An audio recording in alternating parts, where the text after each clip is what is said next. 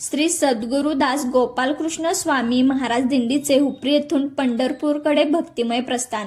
हुपरी आषाढी वारीचे पावन पर्वानिमित्त श्री विठ्ठल रुक्माईच्या दर्शनाने आशा मनात बाळगून श्री सद्गुरुदास गोपालकृष्ण स्वामी महाराज दिंडीचे हुपरी येथून श्री क्षेत्र पंढरपूरकडे भक्तिमय वातावरणात उत्साहपूर्ण प्रस्थान झाले. दिंडीचे प्रस्थान माजी खासदार कल्लापना आवाडे, निवेदिता माने व नगराध्यक्ष मंगलराव माळगे यांच्या हस्ते श्रीफळ वाढून करण्यात आले. यावेळी दिंडीचे अध्यक्ष, उपाध्यक्ष, गट नेते, नगरसेवक, नगरसेविका तसेच मान्यवर उपस्थित होते. त्यांनी वारकऱ्यांना शुभेच्छा देत विठ्ठल नामस्मरणाचा संदेश दिला. ज्ञानोबा तुकाराम, जय जय रामकृष्ण हरे आणि विठ्ठल विठ्ठल या अखंड नामघोषाने हुपरी नगरी दुमदुमून गेली. टामृदुमचा निनाद, भव्य पताका फडकवत आणि संतांच्या अभंगांचा गजर करत वारकरी मोठ्या भक्तिभावाने दिंडीत सहभागी झाले.